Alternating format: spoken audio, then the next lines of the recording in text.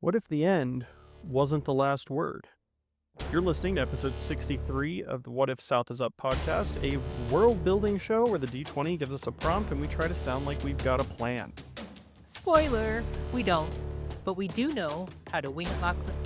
We don't know how to talk, but we do know how to wing it like an author.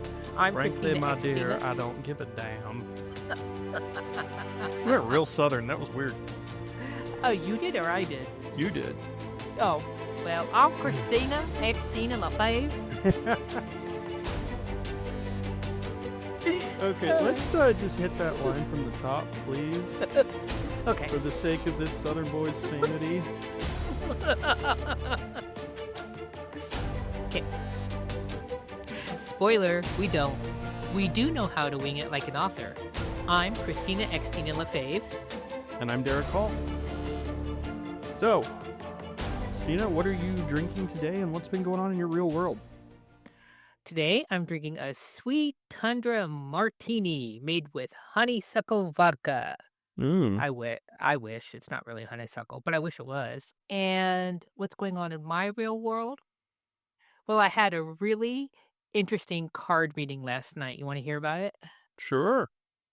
So, as you know, I'm trying to transition to Albuquerque, and it seems like it's taken me just as long to do that as it is to write this book. But anyways, trying to transition to Albuquerque, and I'm looking for a job. So somebody said, hey, I'm going to do a not really tarot, but a tarot reading on you. What's your question? I said, I need you to tell me what my job, how to get a job, what my job is. And so she shuffled and she pulls it out. And it's all about, ready for this? It's all about, you don't need a job. You just need to finish that damn book.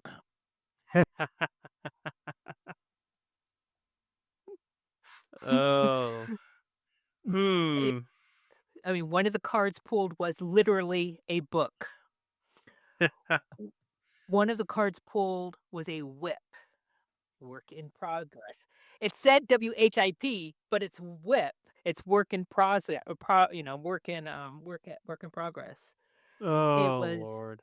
It was uncanny. I just can't believe it. So you need someone to crack the whip over your head and make you write a book. Yes. Okay. Yeah, and I you can can't do do that. No, you can't. No, you can't. You're too far away. Bet. Bet. Any case, I do have a plan, but doesn't matter. I just found it so bizarre. I can't get it out of my head. It's like the universe is telling me you don't need to look for a job. You don't need a job. You have a job. We've given you this opportunity. Why aren't you doing something about it? So, anyways, that's what's going on in my world. What about you?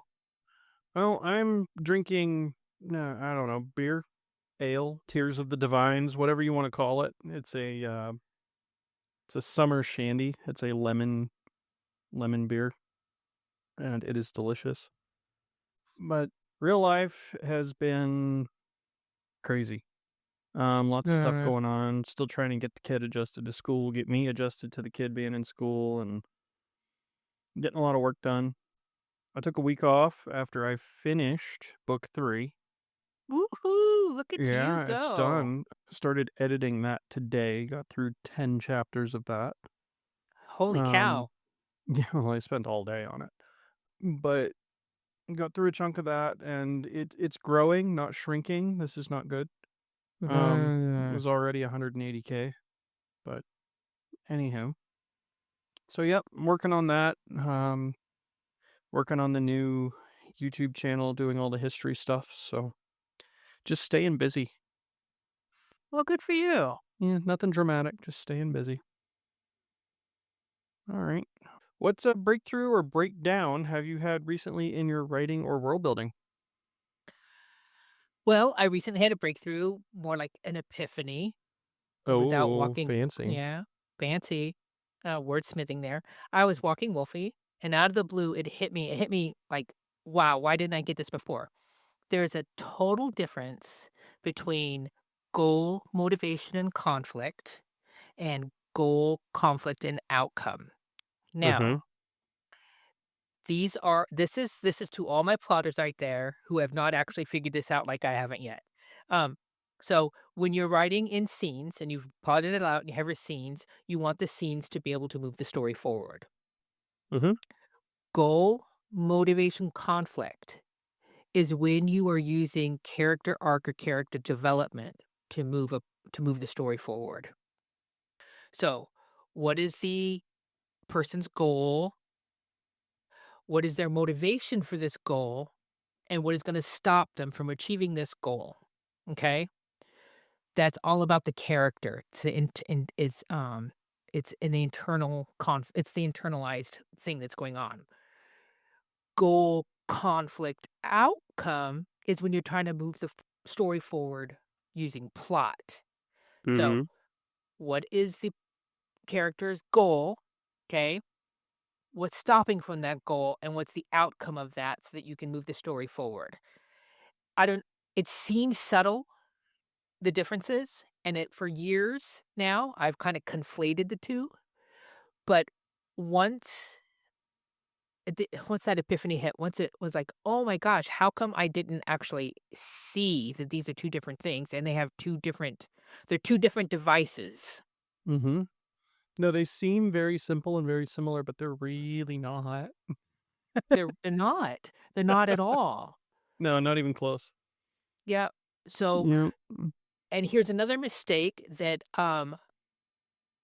because I conflated the 2, I'm trying to make both of them happen in a scene, right? Mm. Okay? And then I get confused, and then I get frustrated. So, you either move the story forward using the character's development, character arc, and you focus on that internalization, or you use a tool to help you get through a plot. You don't have to have both. That being said, if you're gonna use the plot method, the goal, conflict, outcome to move your plot forward, you still have to understand why this matters to the character, and you have to put that in Mhm. the scene. Well, I was gonna say, you can use both, but not in the same scene. Um, you can't you, m I mean, for a it plotter can be done. sure, it can be done, It but just I'm makes gonna things way more difficult. makes things more difficult. I also s if you're going to plot, if you're a plotter and you wanna plot, I would say choose one. And if you get to a scene that doesn't work, you can try to see if the other one will work for you. But choose one to simplify your process. Mhm. And then once you understand that rule, you can break it. But that is my big breakthrough. Well, there you go. Yeah. What about Sounds you? like you Anything? stumbled on something there. Luckily not in Wolfie. I figured out that endings are hard. Really, Aw. really, really hard, especially final endings. So, like I mentioned, I did the thing. I finished book 3. It's the last in the trilogy, and hot damn, that was tough. Aw. And not necessarily even from a technical side of things. And it wasn't that I didn't want to finish the book. It's just that pulling it all together and seeing the ending and having it build the emotional impact and all of that that I wanted it to have, because we've been at this for, oh Lord, half a million words now, Wow. give or take, for the series. Um, that's a lot of investment for anybody to put into anything, and more so for me because I made it. But getting that to actually come to the end correctly was difficult technically, yes, but it was also emotionally really heavy. So, um, Well, I I don't think really. at least with that, I think is like you have to say goodbye.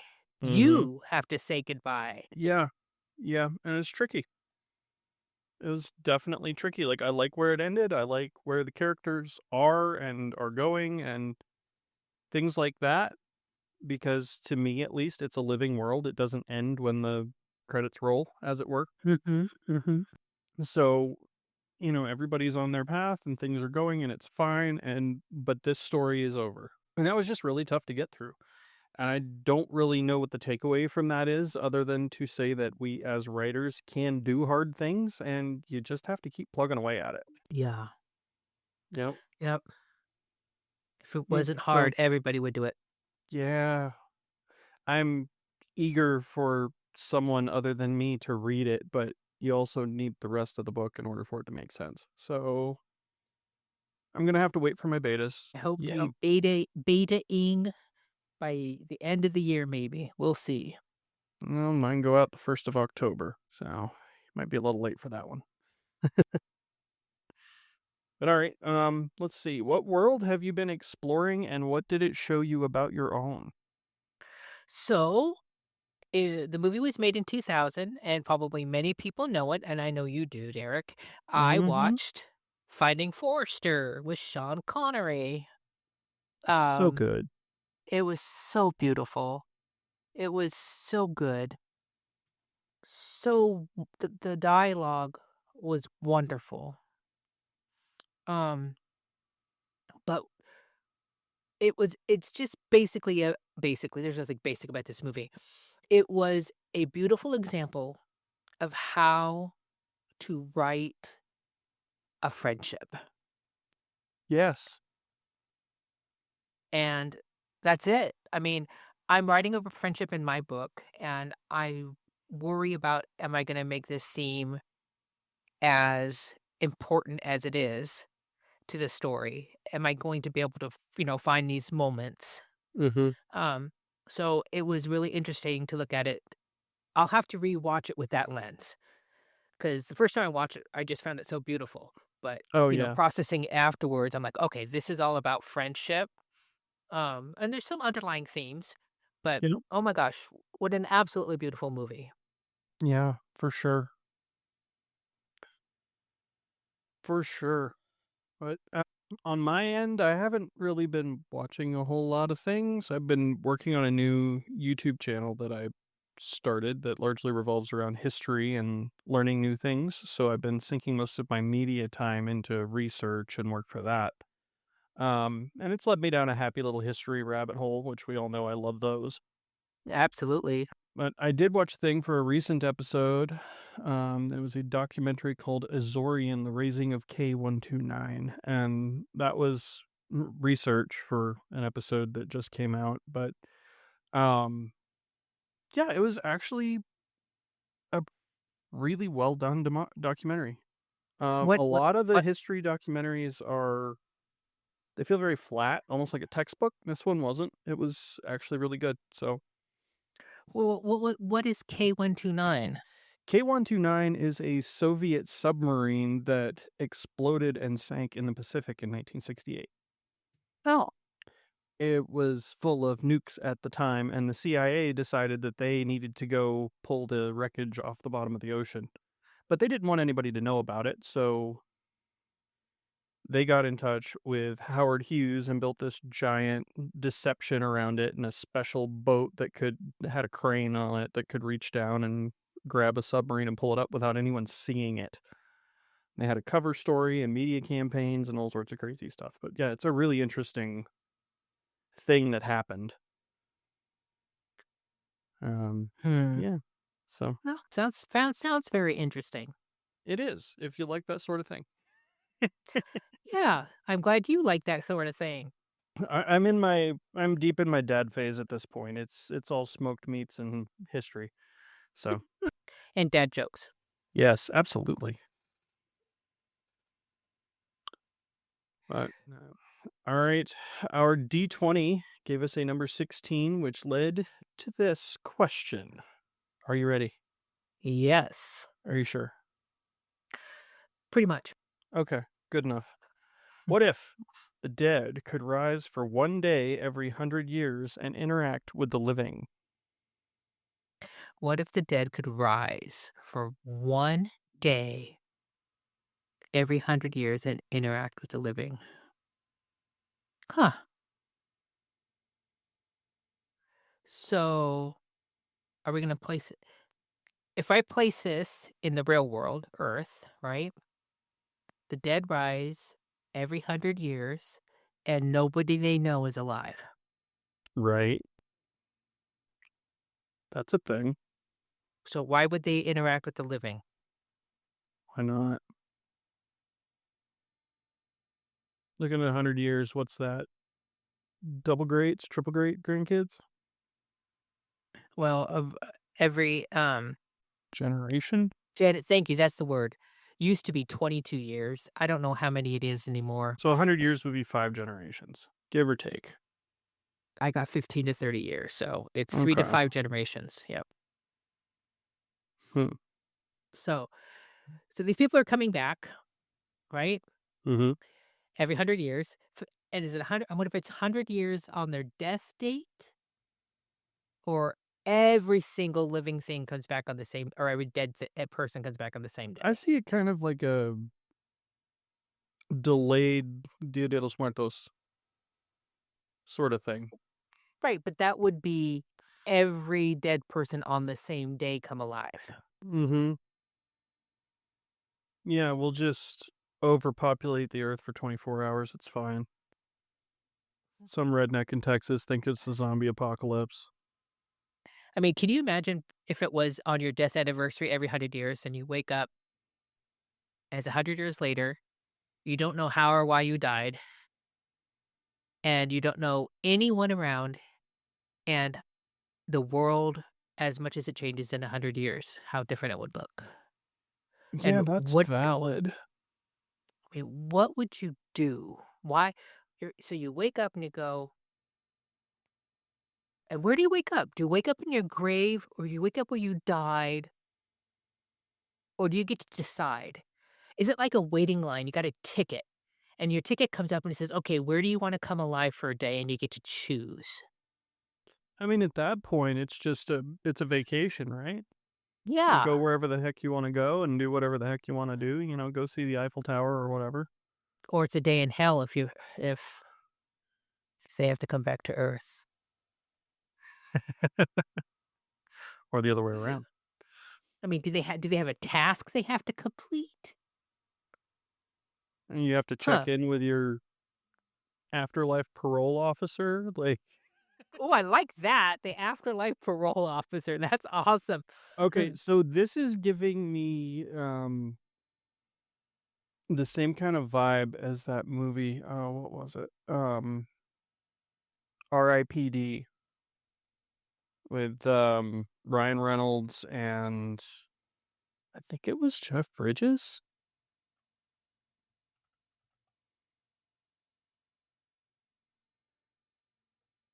Yeah, Jeff Bridges, Ryan Reynolds, Kevin Bacon, bunch of names. Mm, but it's, the basic premise is that undead are escaping, and so they find dead cops and send them back in order to capture the undead and send them back to the afterlife. Um, it's not a good movie, but it's fun. It's a fun ride, but it is not a good Yeah. movie. So, the idea that it gave me when you said about the parole officer thing is every 100 years, someone who's dead has to come back to Earth to prove that what they did for the last 100 years in their other realm, was they achieved enough that they could go back, and if it was determined they weren't a good enough afterlife person, now they're stuck going back to Earth as a baby. So, Write that their story, Xtina. the punishment is Earth. The punishment is Earth. That's great. What does that say about all of us? Uh, no, I kind of my brain went a little bit like Hellboy, Van Helsing, Blade, like dark comic book sort of territory, Right? where like you get to come back and do whatever you want, but you have to get to a certain place and check in with your PO at some point during that 24 hours So, for some reason or something happens. Like I don't know. I don't I'm know either, but spitballing, but one thing that can't happen is that day cannot be used for vengeance mhm. because everybody they knew is dead, right? So there's Yeah, no way to get vengeance on them dying. So what if they were murdered? Big deal. but They have if to it's live with it. 100 years, 200 years, 300 years in the future, Mhm. maybe medicine has advanced to a point where maybe those people aren't dead. Maybe they brought Walt Disney back from his freezer in the basement of Cinderella's castle. You don't know. Which raises an interesting question. If your head is frozen to save it in case they can heal you, right, or bring you back to life, do Mhm. you still come back every 100 years? I don't see why not. Because you're technically not dead, you're frozen. Huh. But you're also dead. Dead? I don't know, that's an interesting concept. How do you Now get you're through that giving me loophole? Futurama head in a jar vibes. That's exactly what I was thinking of. Or Wednesday with Christopher Lloyd's head in a jar. Have you seen Oh the Wednesday gosh. season 2? No, I haven't. Oh, yeah. That's Yes. not really my vibe. It is. I don't like season 2. I loved season 1, but Hmm. yeah. Yeah, I could see it going a Anyways, few different ways. yep, Hey, I get this one out to the world and I'll have time to work on stuff, so who knows, maybe I'll write it. there you go. Write that sucker. Yeah, we'll see. It could be fun. I don't know. I don't. There's so many ways to take it. You know, Yeah. Yeah, you can take it a lot of different ways. you could take it right. And if we're talking about Earth, it's going to be totally different than in your world or in mine, right? Okay. Well, like in my world, the average life expectancy for an elf is about 130. So there's a chance that your, grandkids or whatever could be alive in 100 Right, years. You could see your family. Or if you died young enough, you could see, your brother or sister or whatever, your best mm, friend, that sort of thing. So, yeah, right. like it could go a lot of different ways and it really just depends on the world. So it is a really interesting premise, and this would be a really good what's the word you use to get people kicked off, thinking about writing, like in for a Prompt? story, a prompt would be a great prompt for like a writing class or something, It or would like a be. bunch of short stories. It would be. But that's the Yeah. whole point of these, right? The whole point of these is to make you think about audience, listen to me. The whole point of this is to make you think about your world. It's also about how to think about how you are a storyteller, right? And Mhm. those are the two big things. We're trying to help you with your world, and we're trying to help you become a better storyteller. Oh, pardon me. It's about learning how to look at an idea and think it through and turn it into something else, whether that be in your main project or a side project or an assignment for school or a screenplay or a comic book or whatever. They're all stories. It's about bringing back your childhood imagination. Exactly. There you go. Well, that was fun. That was fun. If you have a what if question you would like us to show on or talk about on the show, we are always interested in those types of submissions. If you want to be a guest, we're interested in you as well. Go ahead and send it to whysouthisup@gmail.com. Yeah. You're always welcome to come on the show and argue with us about random things that don't matter. Or you send us an email about how we got it wrong. We would love that. Yeah, that'd be cool too. I would love to read someone's email and say, "Oh, so and so thinks we got it wrong." I would I'd love love to that. see a comment. Any Yeah, comment. any comment. Good, which you can do on our Facebook page. Yes. We have one of those. Please We use have it. one of those. Please use it. Um, if you want to contact either one of us, I gave you the email address, or if you want to contact one or not the other or whatever, our socials are linked in our show notes. Yes, sirree. All right, everybody. Well, thanks for listening. Stay curious and trust yourself to always wing it like an author. We will catch you next time on What If South is Up. Well, next time. Next time.